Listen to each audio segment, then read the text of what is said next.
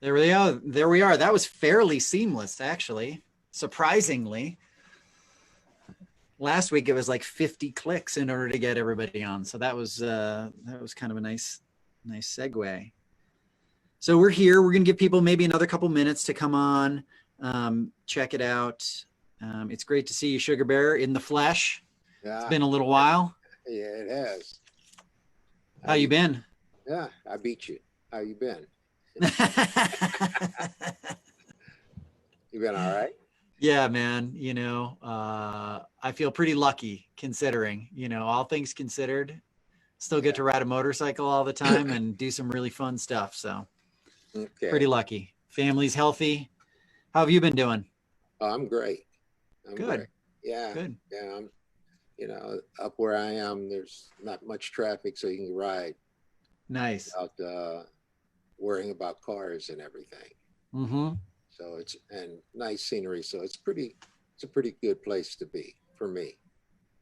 And you moved a few years ago, right? Yeah. For people that don't know. 16. I moved out of the LA area. Okay. It was just too much. Yeah. So now I'm up in Middle California, right at the foothills of the Sequoias and the Sequoia National Forest. So it's beautiful country and I'm really enjoying it. Good. How you feeling about those winters? The winters are fine. It doesn't snow. It doesn't? No. I get to see it every day. Oh, wow. On the mountains, I go outside and I look at the mountains. I see snow-capped mountains, but there's no snow. It gets down to about 35. Now I have to ask, is that a snow-capped mountain or is that a sugar-capped mountain? It's a sugar snow-capped. There you go. Yeah, cool. So it's pretty nice. You get to get the 4 seasons without the snow, and it's pretty nice. I really like it. It's awesome. That's great. All righty. So Ken, you want to? Yeah, I think it'd be great to just jump right into it. So for those of us just joining the first time, this is the 4Ever2Wheels podcast. This is episode 149. I've had both of these gentlemen on before. We've had long form interviews. So if you're ever interested in their life story, maybe more in depth than we go into here, you're welcome to go back in the archives and kind of check those out, available on all audio platforms. But today we're here. So first of all, I want to talk about just really quickly. So we've got Michael Lichter, photographer for Easy Riders for the last, how many years has it been?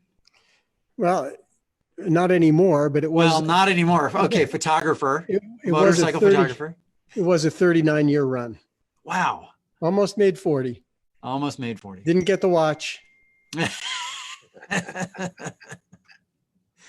And then we've got Sugar Bear, which is, it's hard to, I'm going to let you kind of talk about your history, but the history that you have in the motorcycle industry over how many years is it now? Since, I opened my shop in 71. There you go. 50 years in September. Yeah. Wow. 50 years, I guess. It's quite an accomplishment. Older than me. longer than I've been alive. Most people that are riding now at maybe 85% can say the same thing. Yeah, I would say so.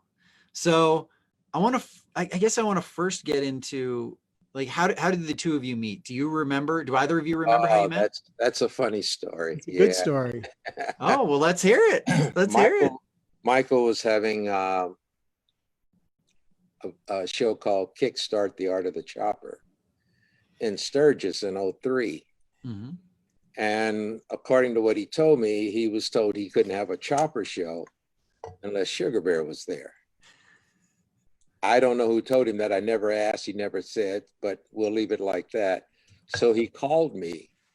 And at this point, Michael didn't know who I was. And he called and he said he was told that he had to have me in the show, but he had not seen any of my work. And he wanted to know just, a little bit about me. So I said, yeah, I'll come. And then he said, well, could you send me a sample of your work? And I said, sure. So I sent him I had just finished Gorgeous not too long Oh, before what a that. bike. So I sent that picture to him and he called me back in 5 minutes and said, "You're in, right?" I was I said, drooling "Yeah." over that bike. Yeah. My favorite. So that's how we met. He called me out of the blue and asked me to be in his show in Sturgis. And I had never been to Sturgis at that point. Wow. So Michael, what do you think it was that you had never come across Sugar Bear's work? Well, this is actually at the heart of this entire podcast. Yeah, exactly. Sugar And that's Bear and kind I of, I'm trying to get there in a nice way. segue Right? to it. Yeah. But Sugar Yeah. Bear and I were talking earlier, and it ties into his history. So, as Sugar Bear and I were talking earlier, the fact that I didn't know about Sugar Bear is much of Sugar Bear's story. Like, why did Arlen Ness was, I think, 2 months older than Sugar Bear. Arlen died in May, I believe, and he would have been 80 in April. I'm sorry, and he would have been 80 in July, and Sugar Bear was 80 last July. So contemporaries and long careers, but somehow Arlen was in all the magazines all the time, and Sugar Bear wasn't. But I think at this point, I'm going to pass this over to Sugar Bear because he could tell that part of his history. Basically, what it was is that at that time, Easy Rider didn't want to show Black people in the magazine. So they started in 71, around the same time I did, I believe. But they came to me and told me they'd like to put my bikes in, but they couldn't put a picture of me in because they thought the readership was too racist. Wow. And I told them that, well, if you can't put me in, then you can't have my bikes. So I didn't get into Easy Rider. That was in 71. I didn't get into Easy Rider until 96. Wow. So during this time, Arlen and I had become friends, but Arlen was in there almost every issue, or in some way. Or he was in some magazine somewhere. Yeah. And I wasn't allowed to be in magazines. They didn't want to show who I was. So that's how come no one knew. Yeah. Well, and what was that like? Because at that time, I mean, Easy Riders, the readership was so high. I mean, that was the magazine to be in, right? Yeah, that was the magazine. To put it in perspective, the reason was because they didn't want blacks in the magazine. Yeah. That was, I guess, an edict from Joe Teresi, I guess. They never showed blacks in any of their videos. Yeah. But it was, I hate to say this, but it was a normal expectation at the time. Because my good friend Benny Hardy had built the Easy Rider bikes. Sure. And no one knew it. They wouldn't tell anybody. And any number of people had taken credit for the motorcycles. And no one ever said, no, they didn't do it. So he died and he never knew that he had ever gotten credit for it. He died in 94. He built the bikes in 68. And 67, 68. And he was one of your mentors, is that right? Yeah, he was the guy that kind of prepared me for it. He said they didn't want you in the business and you'll never be famous because you're the wrong color. Wow. And he told me that if I was going to be in the business, that I had to love it and love what I was doing, and that, you know, that factor wouldn't keep me from being in the business. So I loved what I was doing. Yeah. And he went on to build a business. He was able to put his daughter through college. He owned his own home, you know, the typical thing you would expect from somebody that's been in business for a while. And I figured that wasn't a bad deal. You know, I could own my own home, put my kids through college if I wanted to. You know, that's the quote American dream, I guess. Yeah. So so I went ahead and I told him, okay, I'm going to do this because I like what I'm doing. So and was it Springer front ends at that point? No. It was just building bikes? I was just building bikes and selling parts. That's the way I started. About a year later, I bought a front end. A guy had a Harley and he wanted one of the front end that I had on a Honda 750. So I went out and got that for him, and it bowed after 2 weeks on the way to the Harley. So I took it back, and the guy told me I didn't know what I was doing, but he gave me another one. And so I took it and put it on, and in 2 weeks it bowed again.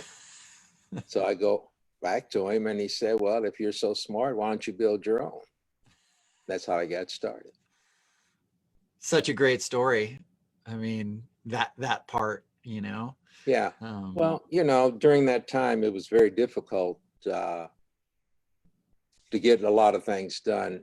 And Benny taught me that you have to do everything yourself if you want to make it. Because if you went to a painter, they'd put your stuff on the back shelf, and you'd get it in maybe 6 months, 8 months. So you had to learn how to paint. If you took your motor somewhere to have it done, you'd have to wait. So you had to learn to do your own stuff. So it helped me become self-sufficient. Sure. Yeah. I think Arlen said that same sort of thing. You know, I think a lot of builders back in that era, that was, in order to be successful or in order to move forward, that was kind of what you had to do, right? Right.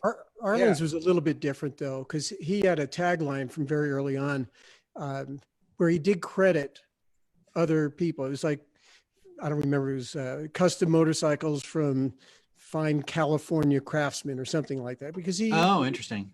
Jim Davis did his frames, and somebody Yeah, that's else. true. He had a lot of people that contributed, and early on he did credit them, which I think was really, that was a good thing. Yeah. Yeah. I mean, even Arlen contacted me at one point and asked me if I'd be willing to make some bearing cups or something for him. And it was just kind of a strange situation at the time. And I said, no. I said, I'm busy trying to keep up with what I have to do right now. So thanks for the offer, but I can't do it. Yeah. So it was just a matter of if you wanted to succeed, you had to do things yourself, because you couldn't get very much help from the basic biker community. The thing that impressed me though was that I met my first angel at Benny's shop. Really? And I asked Benny one day, how come the angels come all the way to Watts to get work done on their motors? And he said, baby, if you're good enough, they'll come.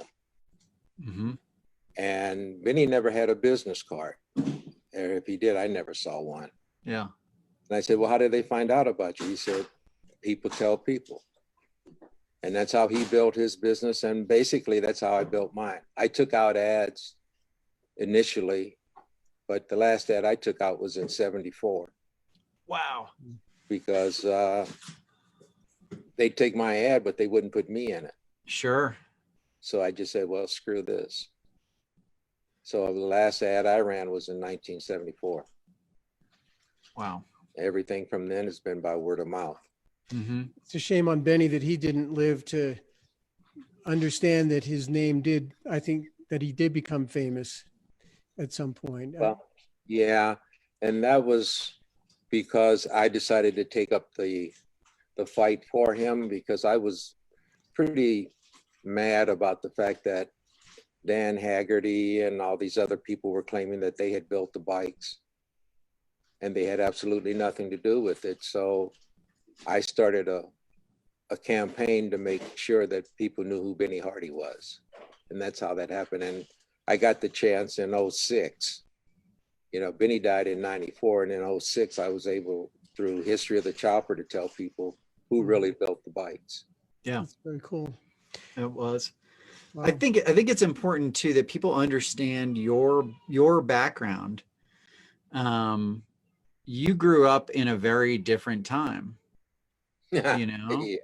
Right? Well, I mean, yeah, I'm a dinosaur, I guess now. no, I mean, I'm just saying you grew up in a very, like, you have a really important history to tell, because I don't think people understand that. Like, my understanding is you went to segregated schools. Until I was 14. Until you were 14. So my son's age, you were in a segregated school. Yeah, I was. Can you tell us a little bit where that was also? In Kansas City. And then my parents moved to California, and that was the first time that I interacted with whites. Wow. Wow. Where was your great grandmother living when you? I knew you were going to do that. I told Michael the other day that my great grandfather was a Cherokee Indian, and he drove wagon train for the Union Army in the Civil War. So my grandmother was half Indian, and I lived around my great grandmother until I was 17. And then I got all the history from the Indian point of view and from the Black point of view. So it's a little different than some people, I guess. But I went to segregated schools, and my first contacts on a daily basis with whites began when I was 14, 15. Can you share some of the stories your great grandmother told you, or would you rather not? It's just if you talk to any Indians, it's almost the same thing, that the land was taken. They were put on reservations. Her mother, being Black, had been a slave for 12 years after the Civil War was over, because no one told her that slavery was over with. And where was that? That was in Missouri. In Missouri. Wow. Yeah. So my great grandmother didn't know she was free until she was about 12. The kind of something like that. The cruelty of that thought even is mind-boggling to me, that they live that way, not knowing. Well, if no one tells you, how do you know? There's no internet. Yeah. You just phone. assume like this is the life I've been given, and you just the life, yeah, and Yep. you continue that way. Yeah. It magnifies the actual words, the word master and the word slave. It become in that context, to me, it's kind of mind-blowing. Well, that's the way it was, and that's what you had to live with. So, but like I said, the whole thing with me was with Benny was to do what you love doing, and don't let anybody stop you from doing it. Mm-hmm. And so that was what he taught me. And I've pretty much lived that way. I told Michael that, even in the industry, when I came into the industry, I kind of thought that this brother thing extended to everybody, but it didn't. Mm. I was never invited on Biker Build Off,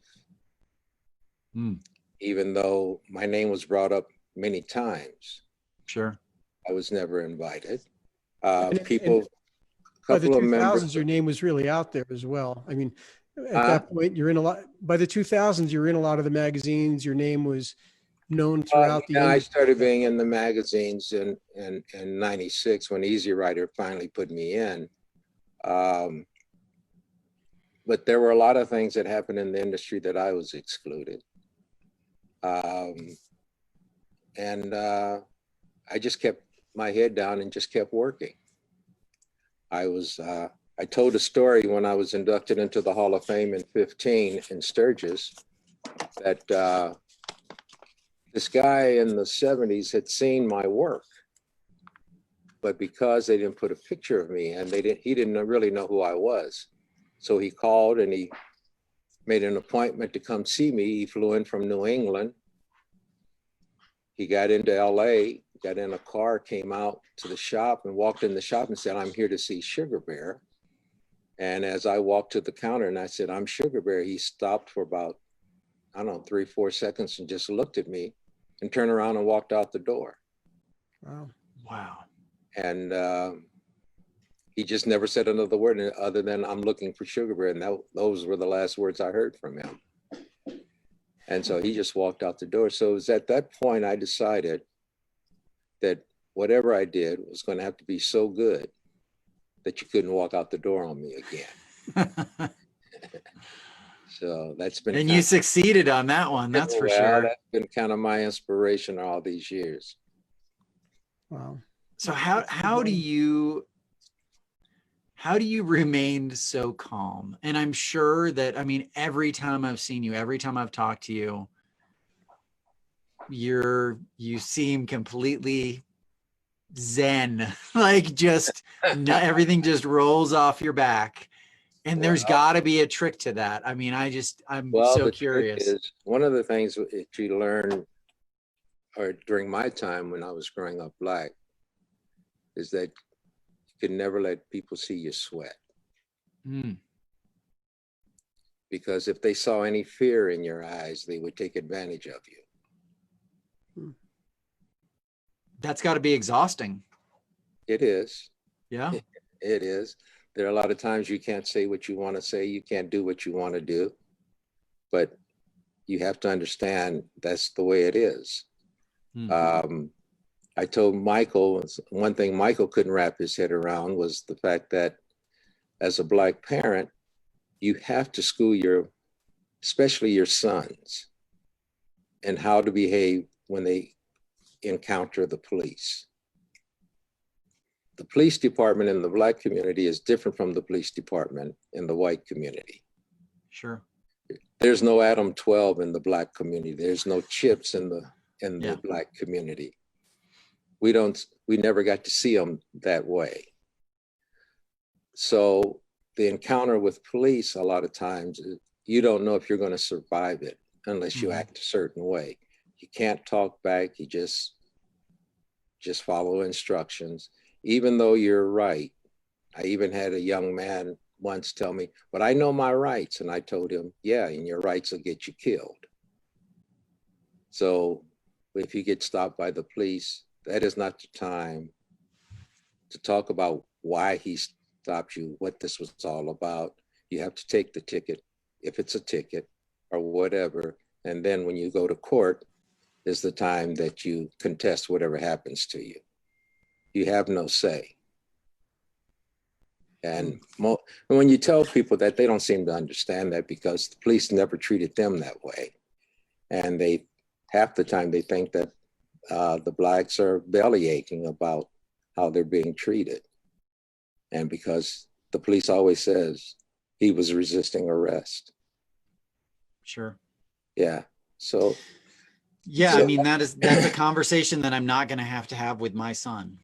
Right. You know, like it's not a, I'm sure we'll have a conversation about getting pulled over by the police, but it's going to look really different than that. Right. You know, because and the encounter with a lot of the young blacks, it's basically a matter of life and death, depending on how you act. So if you're crazy, you may not survive the encounter. Sure. Yeah, I My mean, and that's isn't that called The Conversation? Yeah, well, I guess you could call it the conversation, but it's a mandatory conversation that you have to have. You know, it's tough because if you listen to all that's going on now, this thing with the police is very tough. People say, well, how could you defund the police and this and that? And I think a lot of people say, yes, reform, but not dissolve, not get rid of.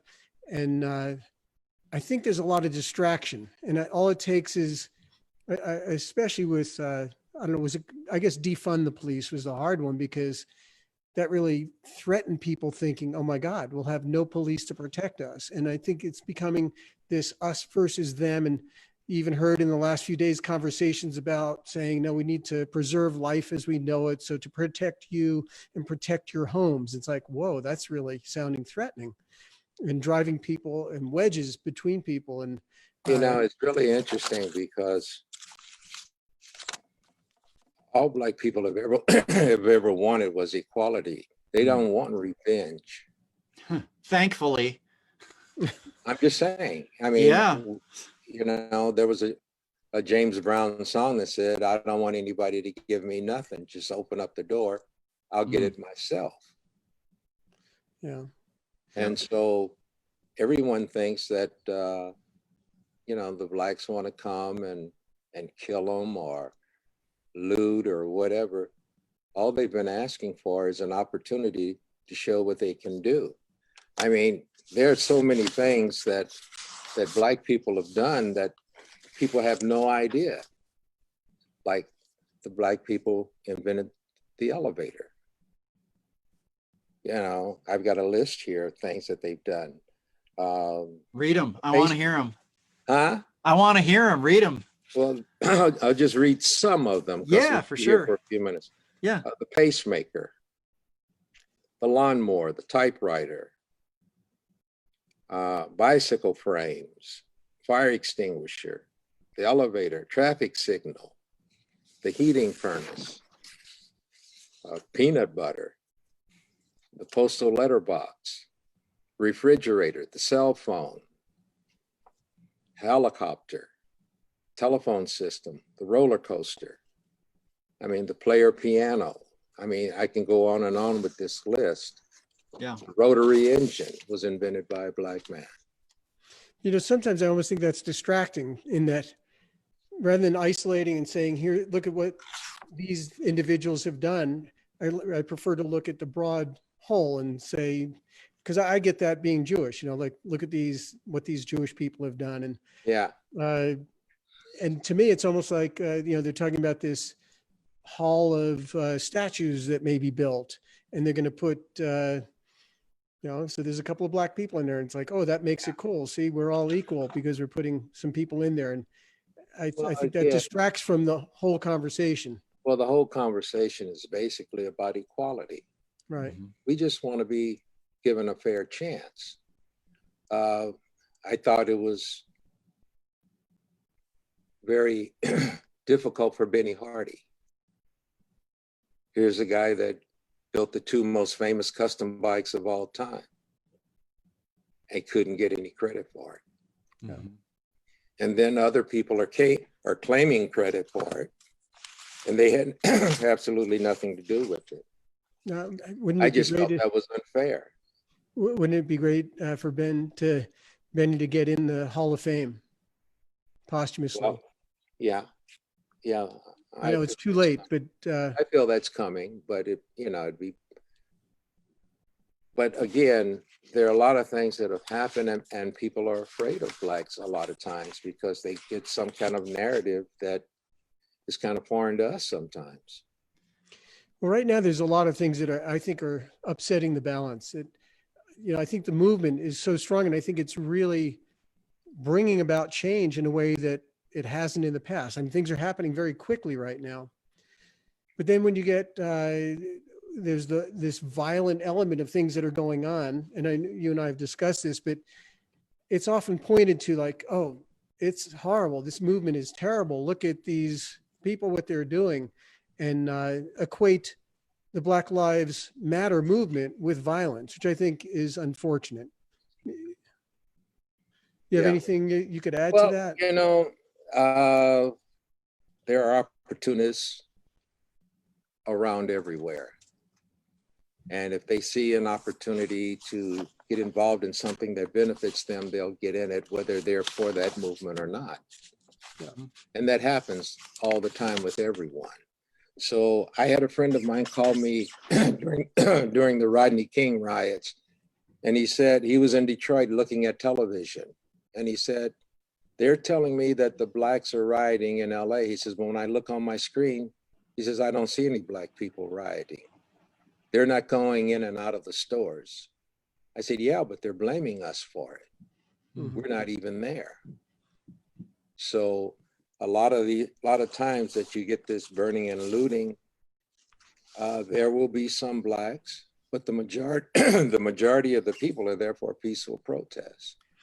Sometimes I think these arguments are put out to protect the status quo. The arguments are put out so you don't have to confront the reality of what's happening. Yeah. I think Amy Cooper was the one that kind of brought it to light. In Central Park. So talk a little bit for people that don't know about Amy Cooper. I think it is really important. Cooper, well, I mean, if I have to, and that's part of the problem. Totally. Yeah. If the people don't know who Amy Cooper is or they haven't followed it, that's part of the problem that you have. How can you have a narrative about something when people don't even understand or not willing to learn about it? Mm-hmm. So Amy Cooper was the lady in Central Park that had her dog off leash. This black guy asked her to put her dog on leash, and she started screaming and yelling at him. He couldn't tell her what to do, and she was going to call the cops on him if he didn't leave her alone. He said, all I did was ask you to put your dog on the leash, and you're standing by dogs must be on a leash sign. Mm-hmm. And he was just a bird watcher also. He was just he was a bird watcher. And so she called the police on video and said, there's an African-American man threatening my life.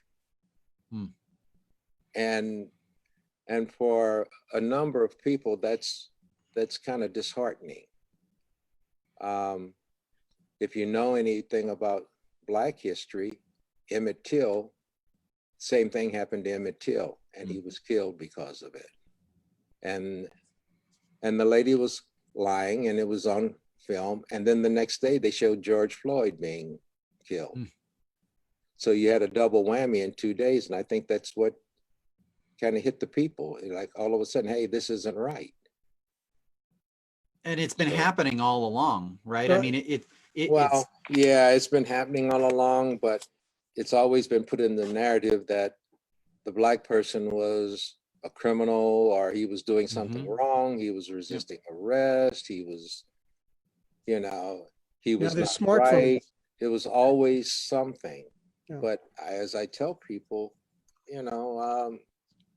you've been told before, but you chose not to listen because of the narrative that you've been given. But there was no narrative given for not Rodney King, but for George Floyd and Amy Cooper. They got to see it for themselves. And I think that's what angered a lot of people. Things could look very different if there were cell phones around when Emmett Till was killed. And I think for maybe some of the listeners don't realize, because Emmett Till was mentioned with regard to these other names. And really, I think his name is much more significant, and maybe Bear can explain that story a little bit more, because from what I understand, you would be considered part of the Emmett Till generation. Well, Emmett Till is a gentleman who was accused, a young boy, really, who was accused in Mississippi, I think it was, of flirting with a white woman. At least that's what she told people. And they went, these two white guys went and found him, beat him to death, and threw him in the river. And because of what happened with him, not long after that, Rosa Parks was sitting on a bus, and they asked her to move, and she was tired and upset because of what happened to Emmett Till, and she refused to move. And that started the civil rights movement. And also on Emmett Till, to add to that, and part of the problem is that they knew who killed him, and they were tried and they were acquitted. And Emmett Till was, by the way, from the North, and he was visiting his grandmother in Mississippi for the summer. So he was just visiting and accused of flirting, and this is what happened. But, and then right before the lady passed away, she admitted that it was a lie that she told. Her accusations were not accurate. Yeah. Wow. So when Amy Cooper gets up and is being filmed doing the same thing, it brings back those kind of memories. Sure.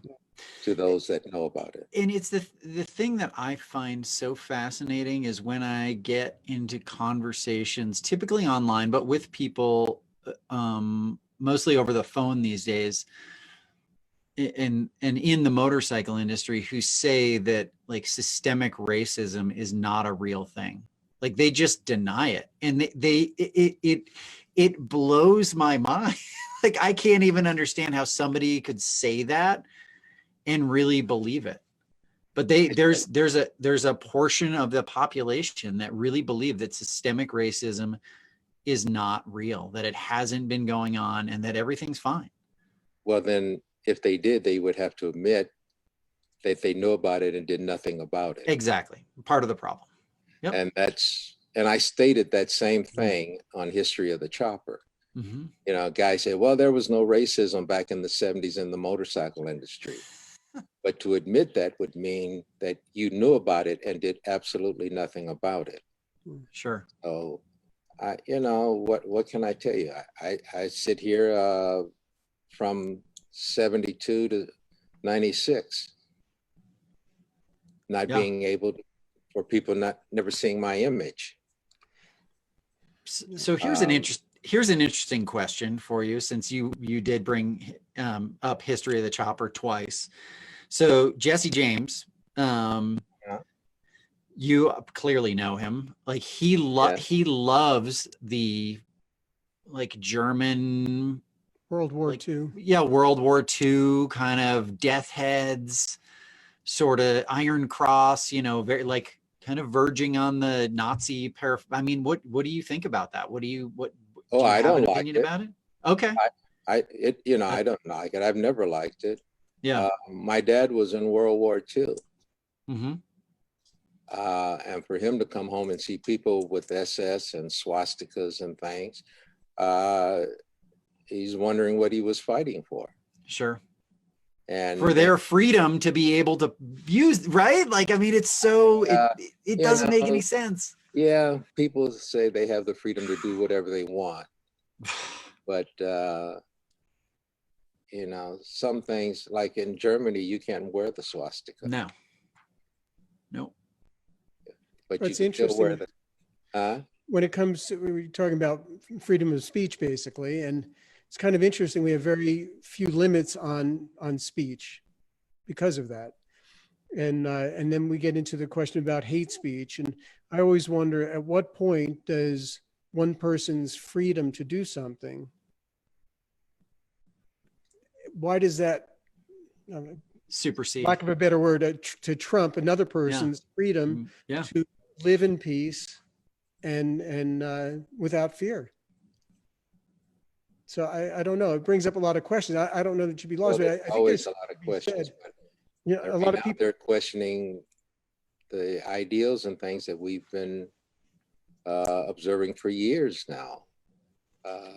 That's just the natural progression of things.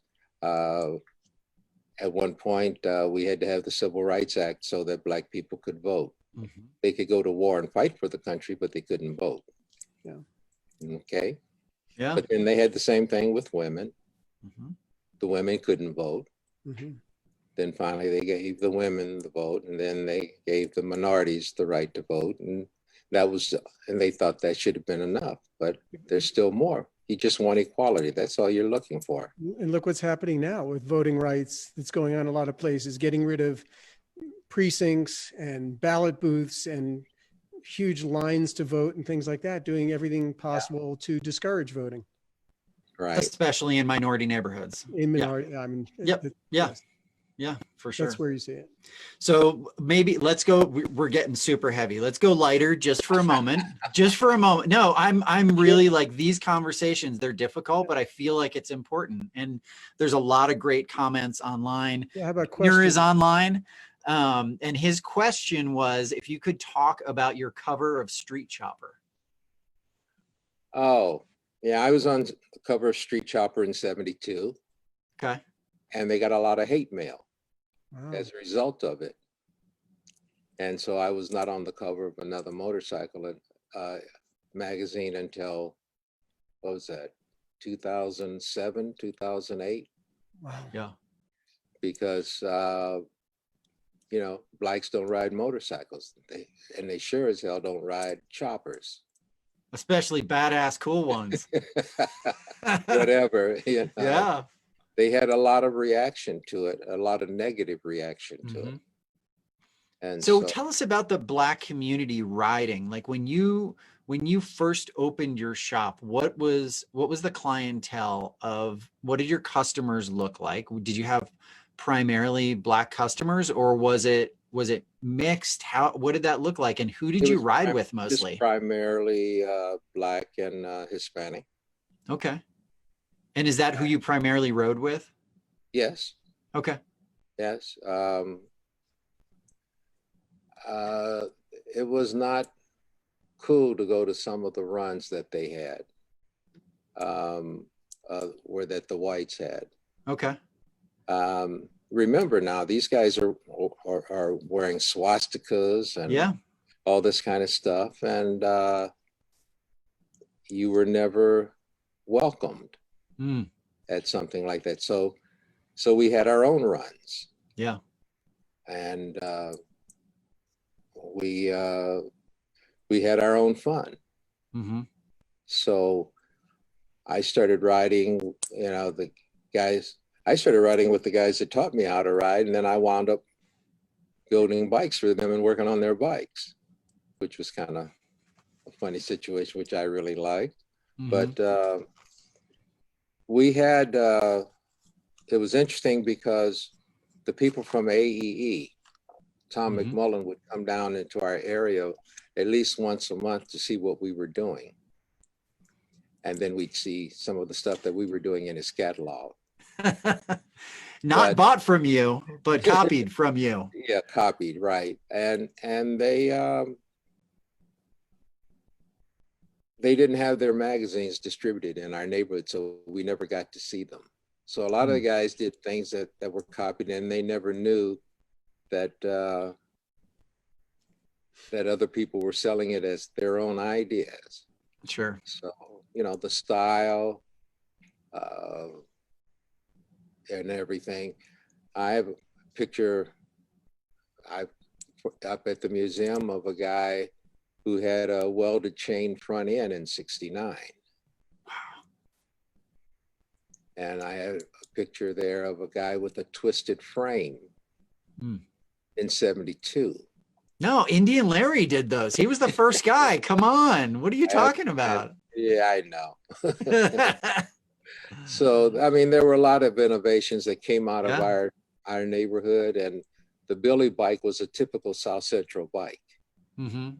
When we went to see the movie, me too.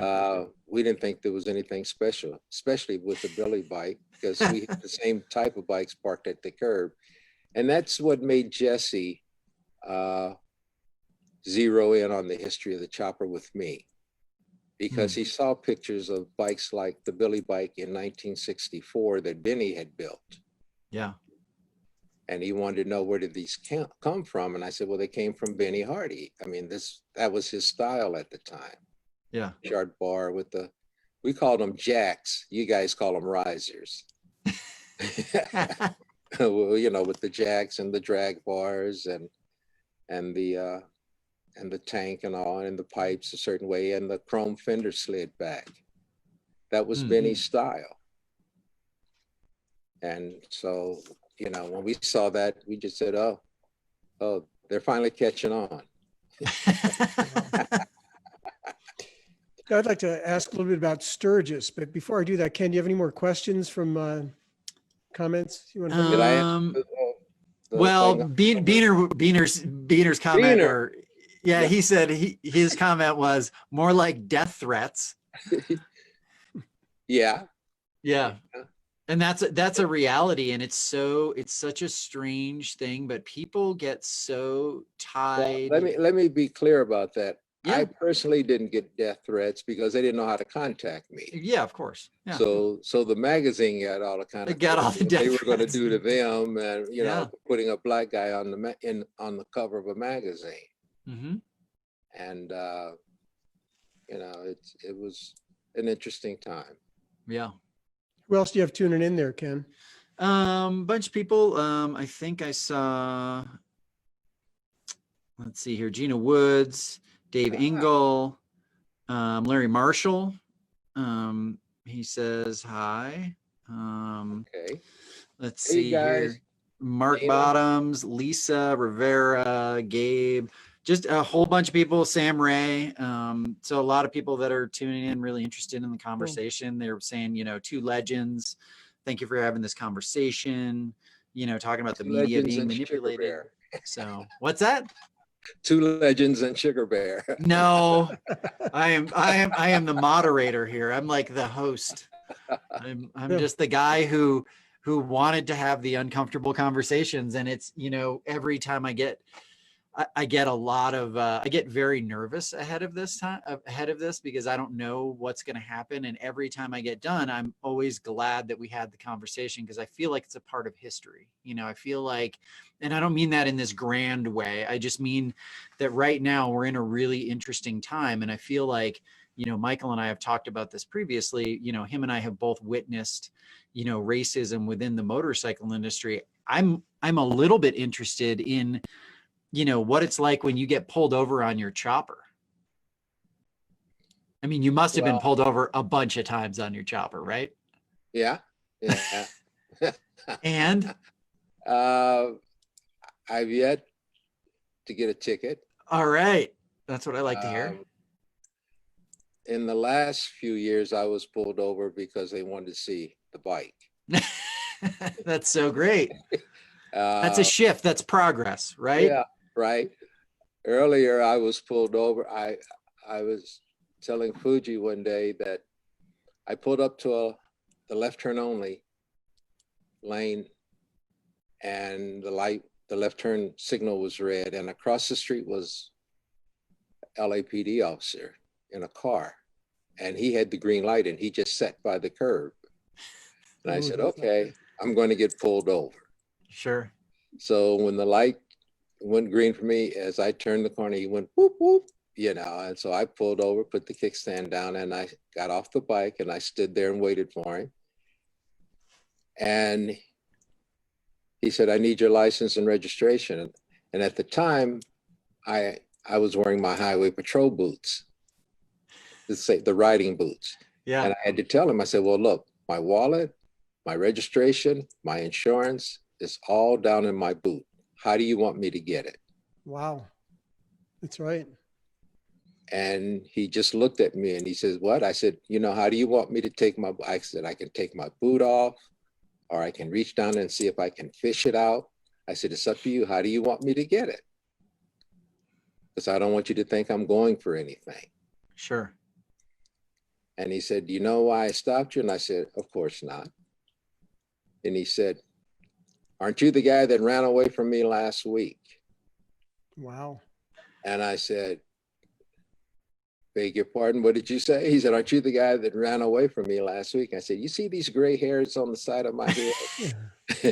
I'm not running from the cops. I'm a little too old to play tag in the streets.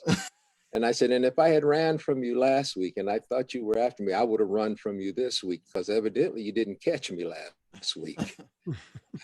I said, but if you want my driver's license and my registration and my insurance, it's in my boot. I'll be more than happy to get it if you tell me how you want me to get it. Wow.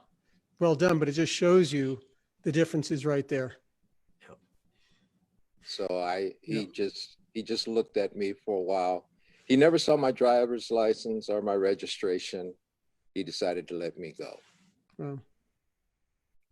So tell us about your logo. I love the story about your logo and because it's the heart and wings. Yeah, the heart and wings. I mean, it's not a typical chopper builder's logo. There's no skulls. There's no tribal anything. There's no bones. I mean, they're dead people, man. Well, when I started riding with this group, when I first started, the guy that taught me to ride, we had a group that would ride on the weekends.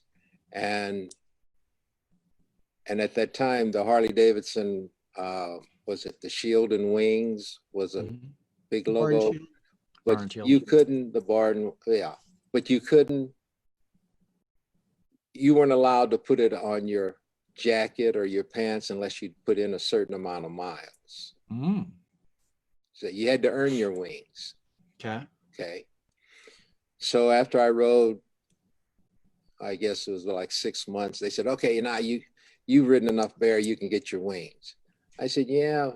I said, but I don't know if I want to run the Harley logo. I said, because I know my heart has wings, but I don't necessarily want to run the Harley emblem. And when I said that, it just kind of clicked. My heart has wings. So that's how it came about. Well, it suits you perfectly. Yeah, it does. Oh, okay. Really and I mean, you are such a sugar bear. So if Fuji was there, I would ask her. I'd say, does he take it out on you? He's always the sweetest guy. Does he ever get mad? No. What would the answer be? When I get mad, people get scared. Because nobody's ever seen me mad before. I've never seen it. Yeah. But Ken, I love how you call this the uncomfortable conversations, which I think is a great description. And Bear and I have been having these for 17 years. And I think pretty much every year, Bear. Yeah, after you get to know me. Well, actually, our very first conversation, when I invited you, I remember that phone call.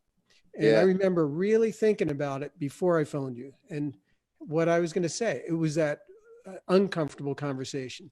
And I said, Bear, I'm not in your skin. I don't know what it would be like to be black in Sturgis. And I can't promise you anything. I can't make any guarantees. I would love for you to be in my exhibition. And that's all I could say. And it's up to you how you want to deal with that, or come out or not come, or send the bike. I would love to see you and love to see your bike. So maybe you could tell us how that first year worked out, and then really what happened after that, because I think maybe a lot of our listeners and a lot of people that know you really know you through Sturgis, it seems. I think Well, it's really funny because when it was time to go, I was building a bike to ride because I was going to put Gorgeous in the show, and I hadn't finished it. So I piled the Gorgeous and my frame, and the motor wasn't together. And I just piled it all in my trailer, and I went to Sturgis. I dropped off Gorgeous, and then I went to the campsite, and I proceeded to put my motor together so I could put it in the frame. So I put it together in the trailer, and I finished it, I think, at half an hour after Michael's exhibit started. So I had to get on the bike and ride down to the exhibit. I was already a half an hour late from the start. And when I got there, there was a long line. My bike was in the back of the room in the back corner, because that's where the light was. The gallery, by the way, it was a much smaller room than we have now, but it was at the Journey Museum, and it was a beautiful museum gallery situation. It was really cool. Yeah, right. Yeah, I remember that year. So I went in, and there was a line of people all along the wall. And Michael came running up to me. "Where have you been?" And he said, "People are waiting to see you." And I said, "What people?" And he said, "All those people." I said, "And Billy Lane's bike was in front of mine." I said, "You mean those people aren't there to see Billy Lane?" He says, "No, they're here to see you." I was completely blown away. I had no idea that anybody even knew who I was, really, because they'd never seen me. And this was my first time in Sturgis. And so when I got back to the bike, it was just amazing that Covington, Bird Baker, a lot of the industry people were lined up against the wall waiting to talk to me. And, and I knew who they all were because I'd seen them in magazines and articles and stuff, but I was just shocked. That was very cool. Now, how about Sturgis and that whole experience of just Bike Week? I don't know what you experienced that week. I don't ever recall you telling me. Sturgis was kind of scary to me because I didn't know what to expect. Sure.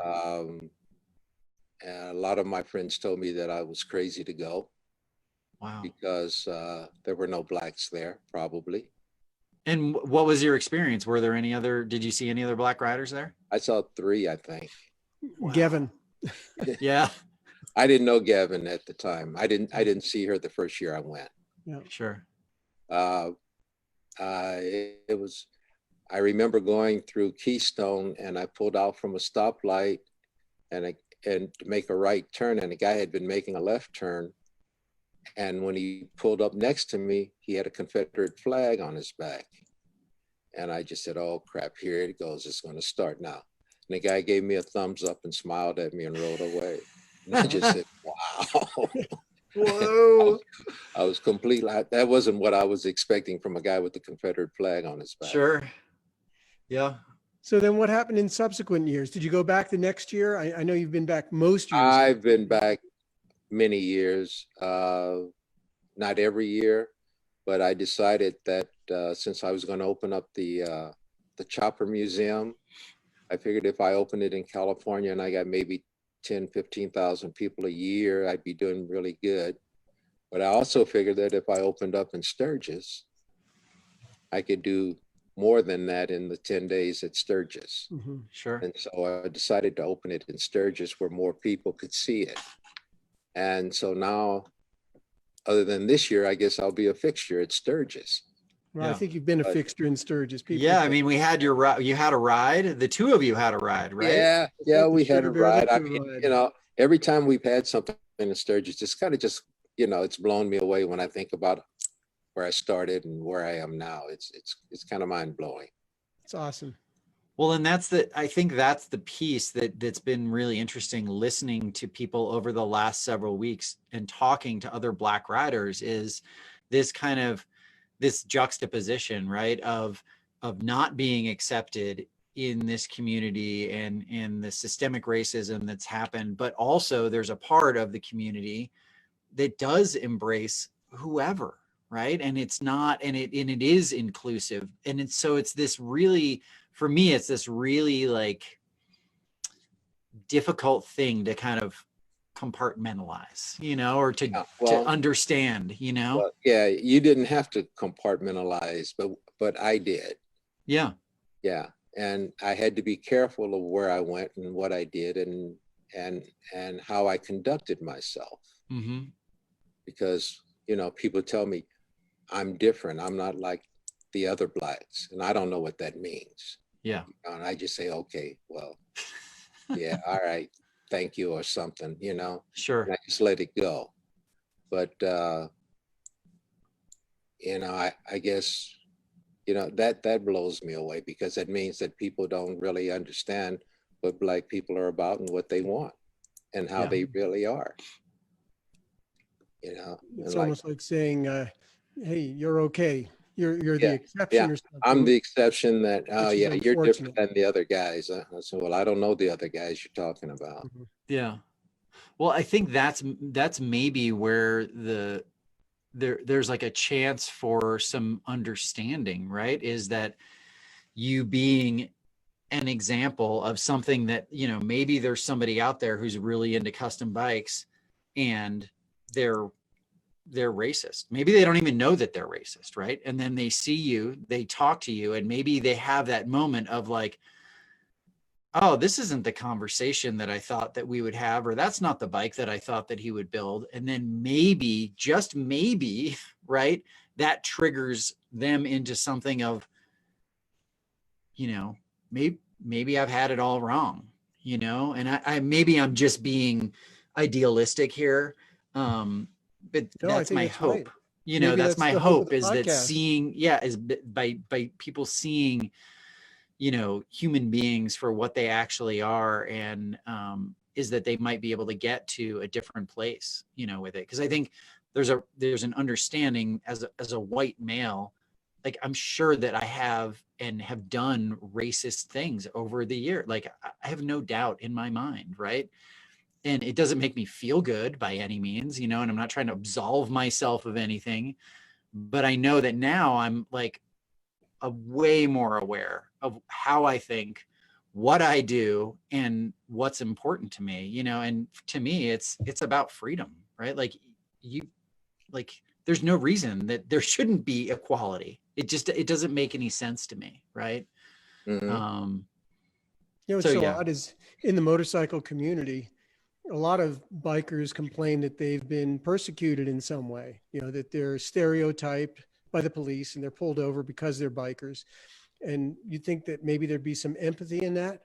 The big difference, of course, is that, you could be targeted as a biker, but you could also get off your bike and get in a car and put on a suit and tie and nobody knows who you are.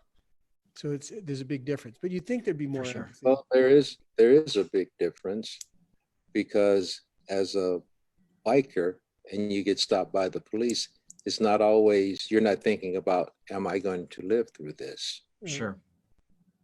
A lot of the early biker clubs dressed like the police.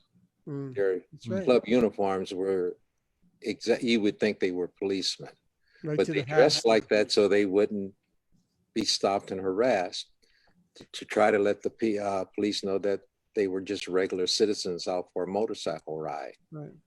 There was a time in the Black community that as a chopper rider, you had to make sure that your motorcycle was very clean, that you were very clean.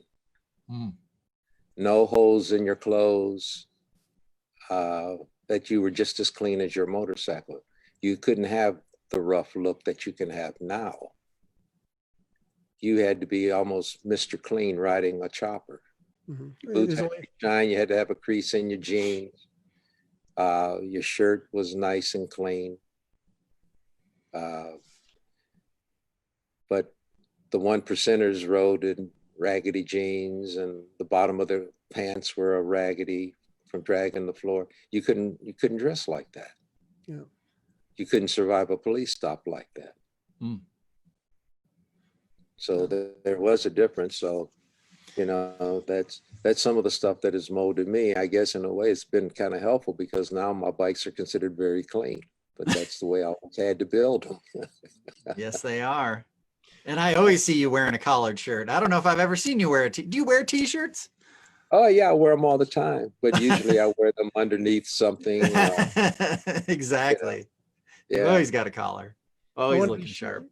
I want to be sure before we get through here that Bear, maybe you could tell us about your whole experience with the Hall of Fame, because I think that's a wonderful thing that happened. And I'd love to know from your perspective how that all felt. The Hall of Fame was kind of an acceptance thing for me. Well, we should let our listeners know that you were inducted into the Sturgis Hall of Fame. Yeah, I was. What year was that?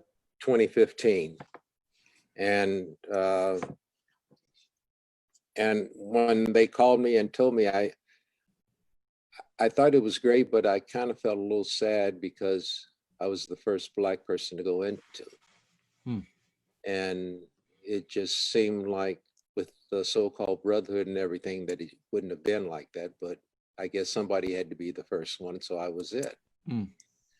And it was kind of a tremendous thing because when I gave my speech, I got 3 standing ovations. I got one when they introduced me, and I got one midway through my speech where I had to stop, and then I got one at the end.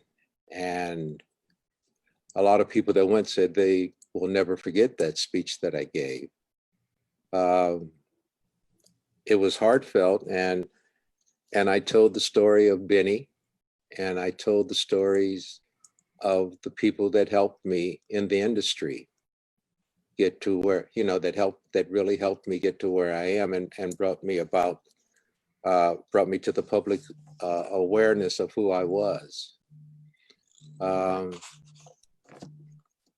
I never felt I was, you know, all of that. I was just a guy building bikes and trying to make a living and trying to make a front end that people would buy. And I said at the end of the speech that I was there because I was standing on Benny Hardy's shoulders, because he had showed me the way. He'd shown me the way, and that I hope that maybe in the future that someone could stand on my shoulders and be in the Hall of Fame also. I'd be proud to have that happen.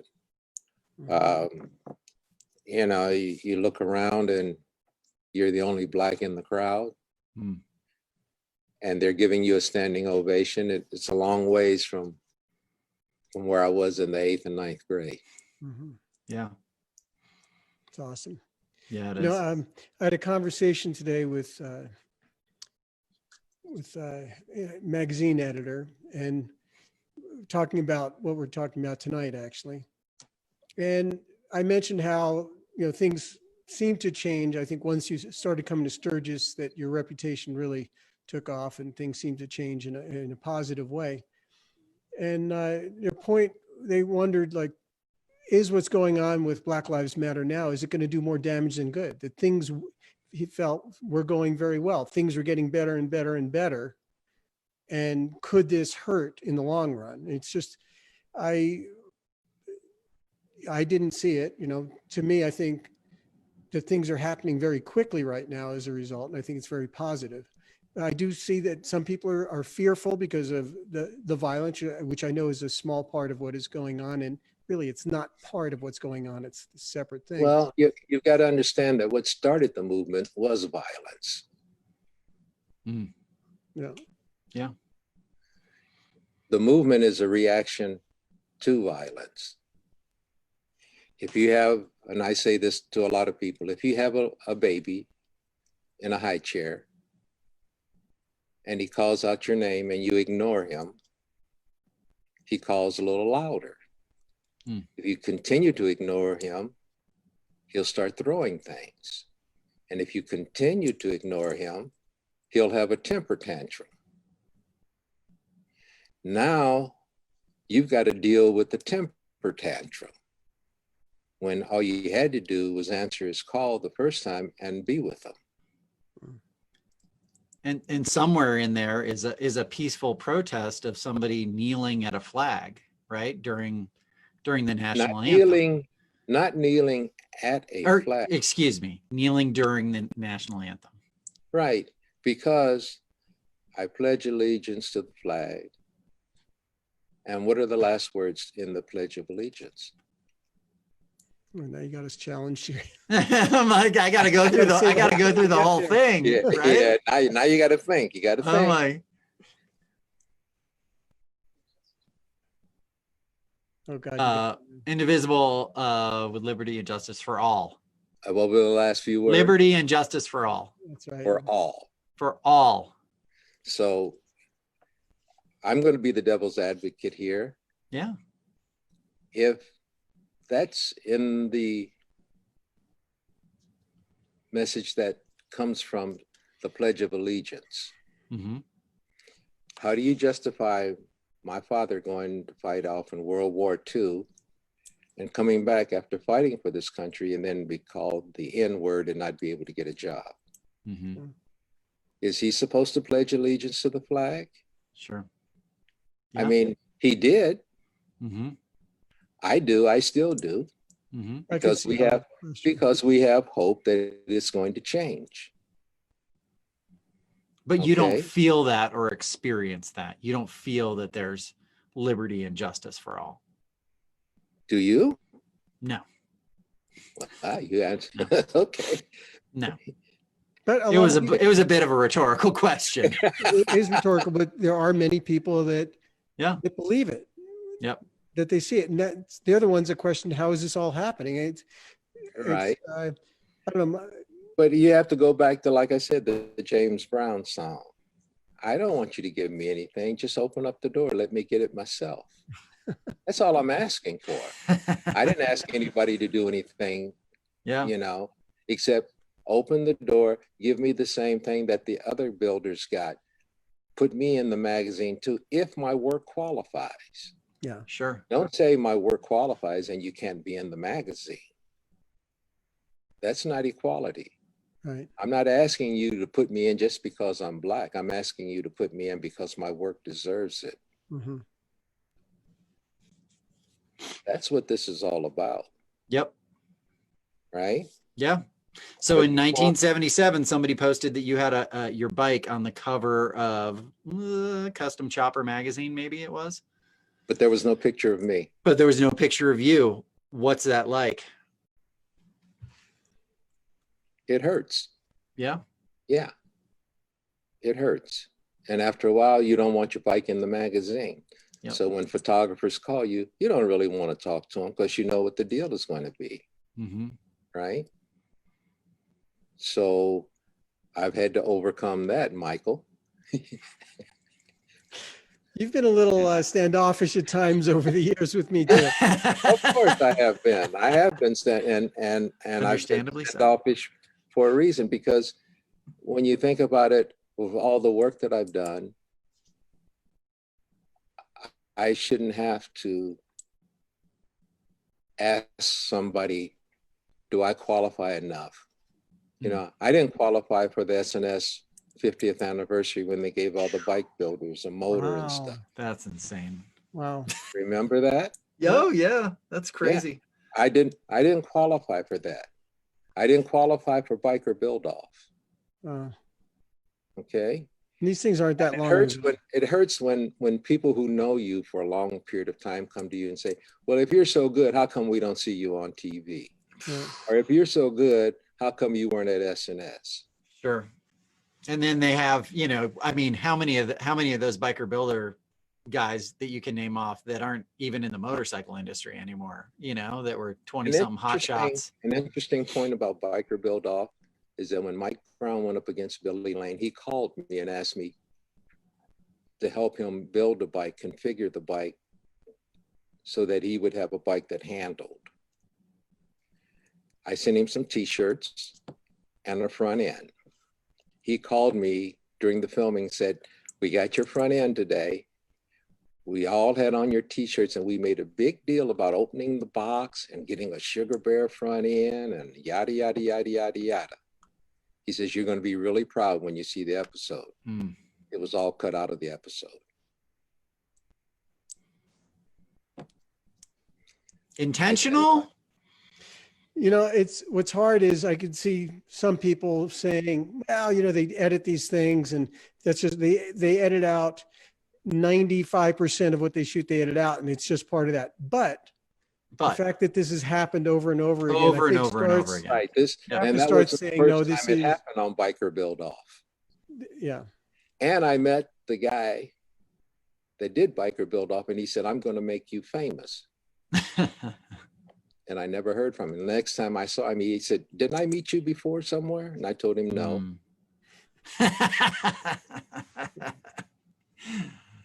So you can call it what you want or however you want to see it, but I know what happened to me.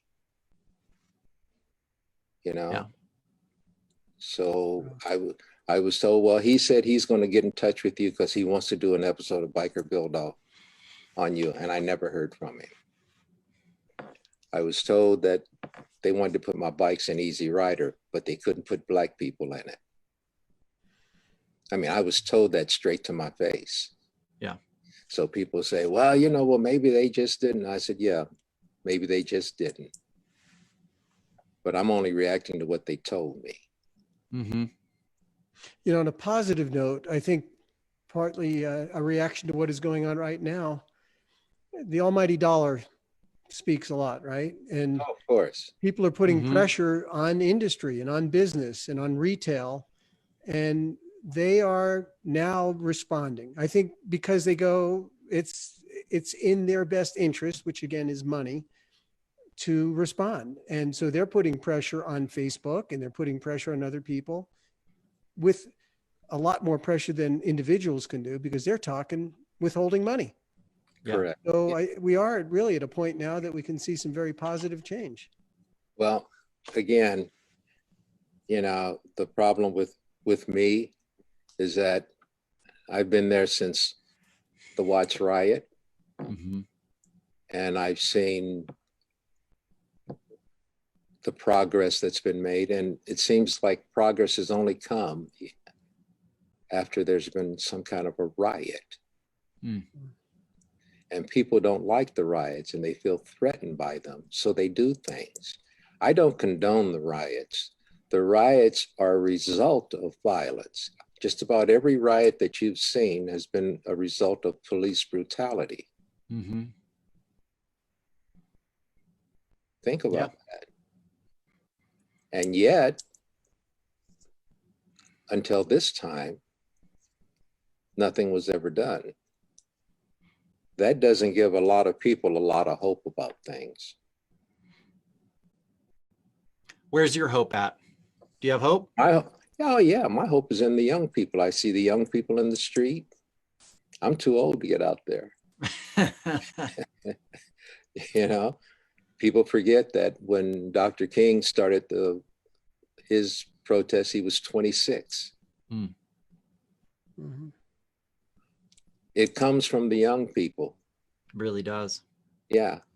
And by seeing the young people out there, it gives me a lot of hope. It makes me smile. And your being here, I think, gives a lot of hope too, because you're sharing these stories and making it personal, I think is really a great thing. Yeah. Yeah. And my story is not as unique as you think it is. Mm-hmm. There are a lot of people that I know that have been the first in their industry. They've had to overcome certain things in what they do. In other words, you're going to if you're going to do something and you're going to be something, you're going to have to, if you're Black, you're going to have to overcome a little more. We're always taught as Black people that if you're going to be a standout, that means that you've got to be better than the average person. Got to be the best. You got to be the best. Nothing but the best will do. Yeah. So, you know, so that's what you do. So that's why sometimes I don't go places, because I'm making sure that I can do the best that I can do. And I don't want to go out and show anything that I've done unless it's the best that I can do. And I will forego whatever is necessary, whatever publicity or event or anything. If my best is not ready, then I don't go, period. So there it is. But I think in a way, I kind of laugh, because the fact that they didn't put me in the magazines and they didn't give me the validation that some people think I should have, that they created a myth, because people don't really know who Sugar Bear is. They don't really know that much about him. He's an enigma to a lot of people. You know, this guy makes these friends, but what's he really, they really don't know. Yeah. And so there's always this curiosity around me, I believe, because I was discriminated against, but it's helped me become a myth. Well, you've a legend for sure. Life and, yeah, I don't tonight. use those words. I don't know, man. It's when you read some of these comments, if you get a chance, you should. They're, you know, one of Jacqueline Brandt says, "You give us young people hope, Sugar Bear. Sugar Bear, you're an inspiration." A lot of people, of course, told us liberty and justice for all, because we couldn't come up with it quickly enough, and they did, which was great. And then, you know, a lot of really great conversations that people were having kind of on the sideline. We really appreciate everybody, you know, tuning in. We really appreciate you coming on, Sugar Bear. If you ever want to come on again, you know, we'd love to continue this conversation. Michael, as always, it's awesome to have you on. If you want to see more about Sugar Bear's products, you can go to, where would they go to online? Sugar Bear Choppers. Sugar Bear Choppers. All right, Sugar Bear Choppers. And then do you have a separate website for the museum? Yeah, it's on, the museum is on Facebook. Okay.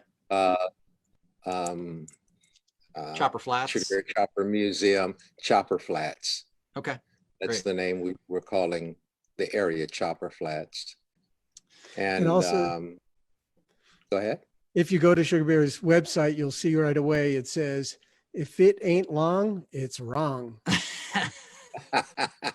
Well, that's kind of a physical thing that happened, because I'm tall with long legs, and if I ride a stock bike, my legs are all sticking out to the side. I don't fit.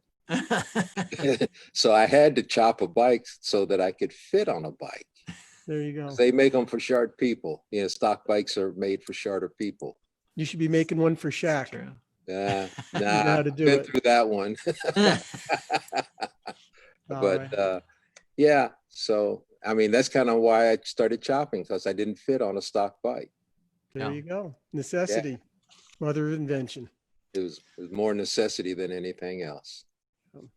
Cool. Well, we really appreciate your time, Sugar Bear. Thank you once again, Michael Lichter. This is the 4Ever2Wheels podcast. If you enjoyed watching this, if you enjoyed participating in this, please share it, rate, review us on Stitcher, everywhere else that we'll be afterwards. We'll be up on iTunes here probably next week. And we'll also have an edited version of this video up on YouTube with some hopefully some photos from the archive. Michael sent over a bunch of photos, and I'll call a bunch from the internet as well. So once again, thank you all for listening. Thank you, Sugar Bear. Thank you, Michael. And we'll see everyone next week. Thank you, Ken. Bye. All right. See you. Bye-bye. Bye.